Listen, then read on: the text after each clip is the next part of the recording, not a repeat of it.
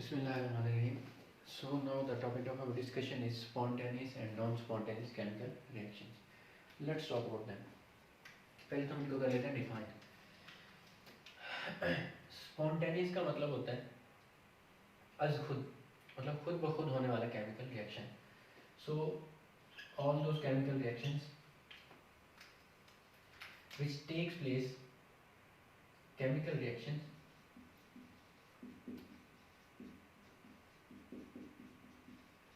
which takes place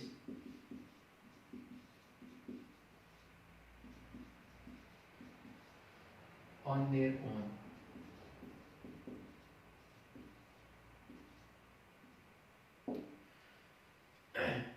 जो ऐसे chemical reaction जो खुद ब खुद वाक़ होते हैं उन्हें आप लोग स्पॉन्टेनियस केमिकल रिएक्शन कहते हैं. और इस केस में आपके पास chemical reactions, all those chemical reactions which cannot or which does not takes place on their own.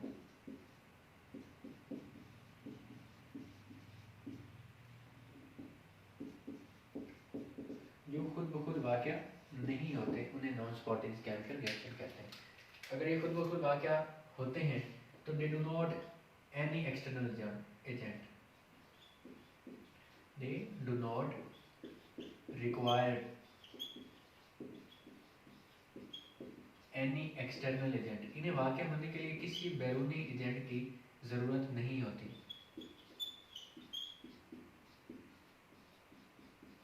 But अगर ये खुद ब खुद वाक़या नहीं होते तो इन्हें वाक़या होने के लिए, अक्कर होने के लिए they require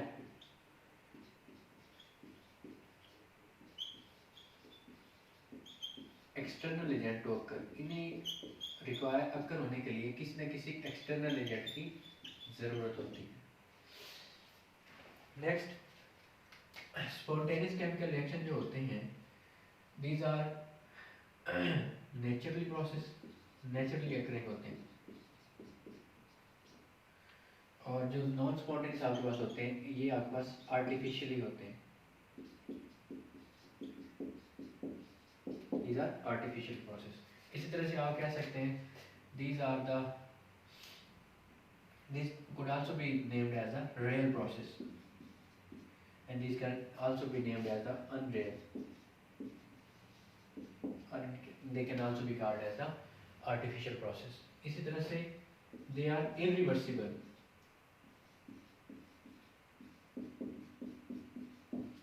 and they are, in some cases they are reversible process.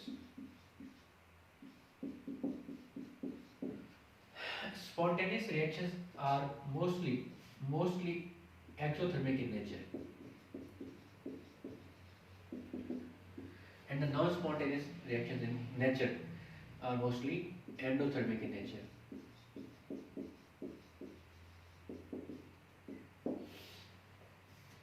ये कुछ डिफरेंसेस हो गए इनमें. अब हम आगे बात करते हैं इनकी कुछ एग्जांपल्स की. Like in case of the spontaneous chemical reaction, जो रिएक्शन खुद ब खुद होते हैं, सबसे कॉमन जो एग्जांपल आपके पास है वो है न्यूट्रलाइजेशन की. इन एग्जांपल्स, जब आप एक बेस और एसिड को आपस में मिलाएंगे तो उन दोनों के मिलने से साल्ट बनेगा और वाटर, और ये रिएक्शन खुद ब खुद होगा. इस रिएक्शन को करवाने के लिए आपको कोई एनर्जी नहीं देनी पड़ती. तो इस रिएक्शन से हमेशा एनर्जी रिलीज होगी -57.4 किलो जॉल पर मोल. अब ये रिएक्शन खुद ब खुद हो रहा है तो this one is the spontaneous chemical reaction. इसी तरह से आपके पास डिसोसिएशन रिएक्शन. अब जब आप कॉपर सल्फेट सॉल्यूशन के अंदर जिंक ऐड करते हैं तो जिंक कॉपर की जगह जिंक ले लेती है और बन जाता है जिंक सल्फेट का सॉल्यूशन और कॉपर यहाँ से अलग हो जाती है. ये रिएक्शन भी खुद ब खुद वाक़या होता है तो ये भी आपके पास स्पॉन्टेनियस केमिकल रिएक्शन होगा. इसी तरह से movement of water from higher level to lower level. पानी एक जगह खड़ा है जहाँ पे उसका अमाउंट ज़्यादा है या ऊंची जगह है, और एक जगह वो है जहाँ पे पानी का अमाउंट कम है और वो नीचली जगह है, ज़ेरी जगह है. तो पानी की मूवमेंट एक हायर लेवल से लोअर लेवल की तरफ जो पानी की मूवमेंट होगी वो खुद ब खुद होगी, ऑटोमेटिकली होगी, तो उसे आप लोग स्पॉन्टेनियस केमिकल रिएक्शन का नाम देंगे। इसी तरह से अब हम बात कर लें, पहले चलो नॉन स्पॉन्टेनियस केमिकल रिएक्शन की कुछ एग्जांपल्स की बात कर लेते हैं। नॉन स्पॉन्टेनियस के एग्जांपल्स में आपके पास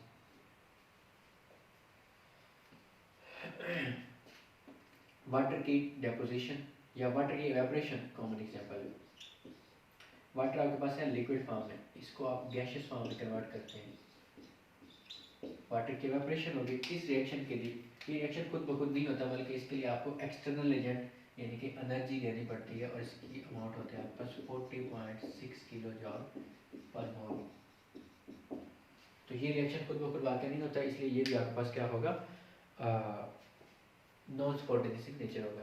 जब वाटर हायर लेवल से लोअर लेवल की तरफ आया था तो रिएक्शन था स्पॉन्टेनियस। जब वाटर लोअर लेवल से हायर लेवल की तरफ जाएगा, यानी कि पंपिंग ऑफ वाटर, जब आप वाटर को लोअर लेवल से, जहाँ पानी की पहले ही कमी है वहाँ से आप हायर लेवल की तरफ भेजेंगे, तो pumping of water up hill, ये भी आपके पास जो रिएक्शन होगा ये नॉन स्पॉन्टेनियस होगा। इसके लिए आपको एनर्जी देनी पड़ेगी, like as the movement of the ceiling fan, ये भी आपके पास नॉन स्पॉन्टेनियस है, क्योंकि इसके लिए भी आपको एनर्जी देनी पड़ती है।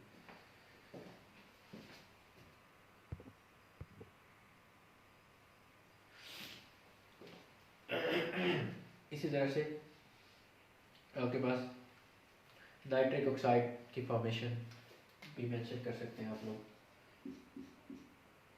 नाइट्रोजन और ऑक्सीजन के मिलने से नाइट्रिक ऑक्साइड का बनना।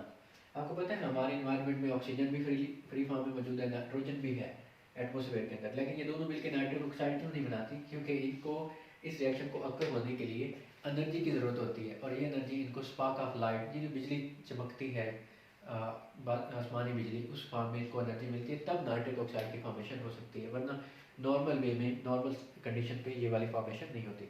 इस तरह से अमोनियम क्लोराइड की डिसोसिएशन के लिए भी एनर्जी देनी पड़ती है।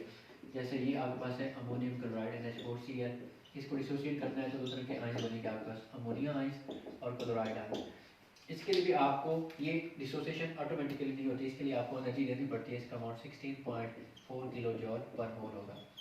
तो ये रिएक्शन भी अक्कर होने के लिए एनर्जी रिक्वायर कर रहा है, तो ये भी आपके पास क्या होगा, नॉन स्पॉन्टेनियस होगा।